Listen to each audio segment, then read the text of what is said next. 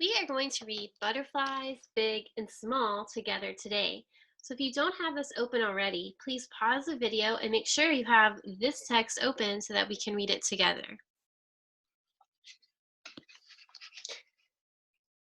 So this text is expository. That means is it fiction or nonfiction? It is nonfiction. It actually tells about true stuff. So nonfiction tells about true things, true events. And this expository text gives us information.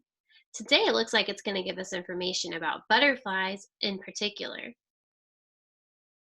As we read today, we're going to notice there are some different sections or parts of the text.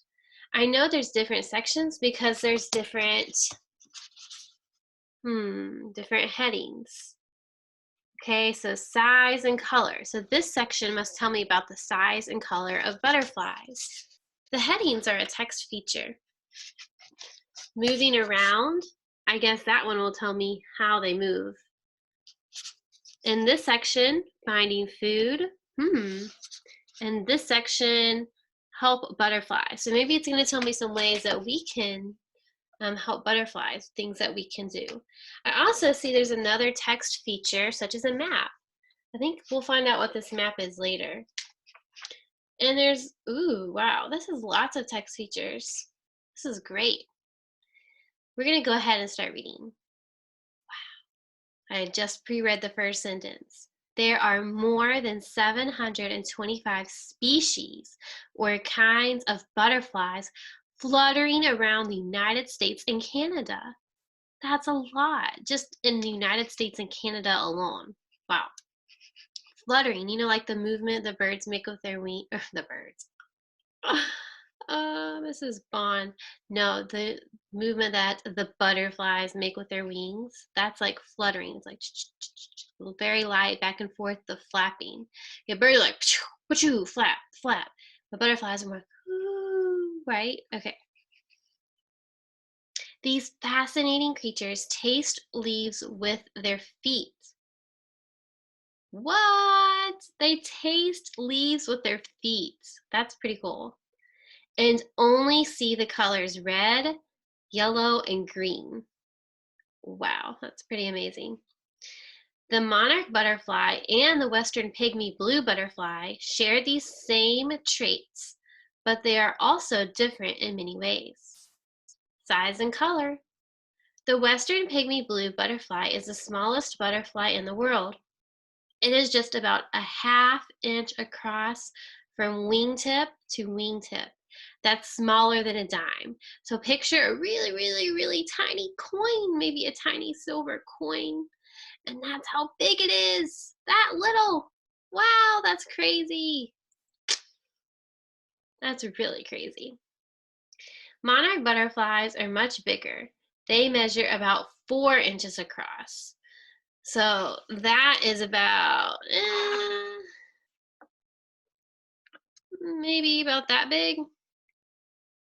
So you're going from something like this big to that big. So they're very different. Size is not the only way monarchs are different from pygmy blues. Monarch butterflies are a bright orange color with black markings. That makes them easy to see. Pygmy blue butterflies are mostly brown and blue, and they blend in with their surroundings. Many people walk right by pygmy blues unaware that they're even there. So it's like they can match. Maybe they would match with the blue of these walls almost. Okay, look at this. There's a diagram. A diagram is a text feature. This diagram is really special because it helps us to understand the parts of the western pygmy blue butterfly. And also we can see what it looks like. So you can see in the photograph, you can see the monarch butterfly, but here in the diagram, you can see the western pygmy blue. Pretty neat. You see it has a wing, antenna, head, thorax, leg, and abdomen. Abdomen's like stomach. Moving around. Almost all butterflies migrate or move to different areas. How many of you does your animal migrate at all? Like move from one place to the other at different times of the year? The monarch's journey is the longest migration of any butterfly in the world. It spends summers in the northern United States and Canada, then it migrates south to Mexico in early fall. Many monarchs travel more than 3,000 miles. That's incredible. Like, that's a really long distance. Western pygmy blue butterflies inhabit southwestern deserts and marshes from California to Texas. They migrate short distances north to Oregon and also to Arkansas and Nebraska. Okay, so did you see what they did in one paragraph? This paragraph, they tell us about the monarch butterfly. And in this paragraph, they tell us about the western pygmy blue butterfly. It's like they are contrasting the one here and then the one here. And now in the third paragraph, I see that signal word again, both. So now I think it's going to tell us about both, how they're the same. That's interesting. So it kind of tells us how they're different and then how they're the same. Both monarchs and blue pygmies migrate when the weather gets chilly. Butterflies are cold-blooded insects. They are hot when the weather is hot and cold when the weather is cold. As a result, both butterflies migrate to stay warm. They also journey north or south to find food. So how many of you, your vertebrate is a cold-blooded animal? Do we have any cold-blooded vertebrate animals out there? Okay, so cold-blooded, this gives you a really good definition. It says butterflies, okay, so both of the butterflies are cold-blooded insects. They are hot when the weather is hot and cold when the weather is cold. As a result, both butterflies migrate to stay warm. Okay, so that's something they have to do in order to stay warm. Otherwise, it'd be like the outside weather, cold when it's winter. Okay, so if you look down the map, this text feature is really helpful. The caption says, this western pygmy blue butterfly stops to eat. Now the map itself, it shows us the migration, the movement of the butterfly from north to south. So the orange is, orange is a monarch butterfly. That makes sense. So it shows us like the path it takes. Route is like path, like way to get there. So you can see it starts from like the northern part of the US and Canada, and northern part of the United States, southern part of Canada, and it goes all the way down to Mexico.